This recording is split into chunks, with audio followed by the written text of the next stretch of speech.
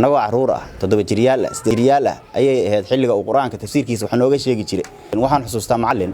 meel miyi quraan noogu dhigi jiray macallinkaas khayr Allah siiye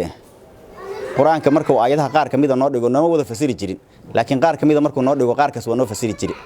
tafsiirkii uu waagi fasiri jiray ilaa yoomina hada waa xusuusana anagoo caruur ah 7 jiryaal 8 jiryaal ayay ahayd xilliga uu quraanka tafsiirkiisa waxa nooga sheegi jiray laakiin maskaxda canuga yarkaahi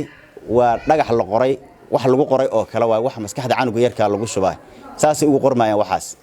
marka waxa la rabaa in ilmaha intaas xoog la saaro tan kale sida Sheekh Yuusuf ka hadlayay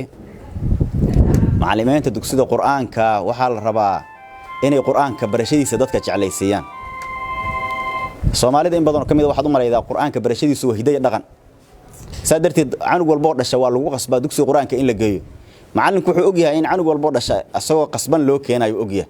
marka wax macaamiiluhu dan kaleeyahay lama arko in badan macallimiinta kamid ah waxa laga yaabaa in canugu iska dilo waalidkuna ay yiraahdaan markay ilmaha u keenayaan macallinow ilnaha ka ridin lafnaha ka jibinin laakiin wax kale lagu heesto lama arko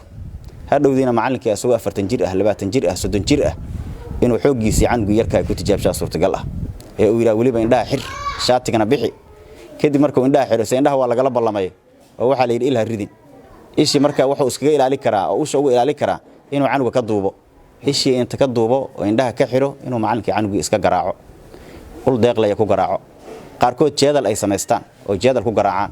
awood intuu leeyahay oo ku dhufto canuga waa 5 jir waa 6 jir waa 7 jir ama waa agoon ama aabowley qaar kamid waxa laga yaabaa markii guriyaha yimaadaan say u seexdaan inay sariiraha qowayaan in loo qabayo in la awoodi waayo jirkii wada malaxeesto kulligood oo biyo gashado isbitaalada la geeyana ay jiri jirin macallinka qof la hadlayna aan la arag waalidkuna uurka ka buko say waa beerkiisi iyo cad asaga kamid ah oo la rafaadiyo waa canugii macallinka la hadli karo macallinkina saatan u yeela ilmihi marka waxay keenaysaa inay ka cararaan dugsiyada ka cararaan waxaan rabay ilmaha dugsiyada in la jeclaysiiyo markaas waxa la arkay ilmihi dugsiyada ka cararaya una cararayo iskuulaadka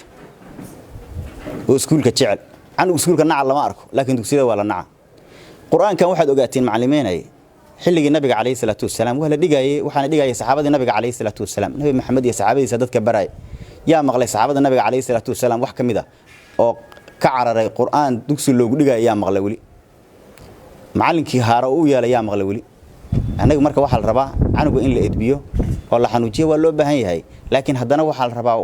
in canuga khayrkii la jeclaysiiyo garaaca hatta canuga la garaacana xadka sharciga aan la dhaaf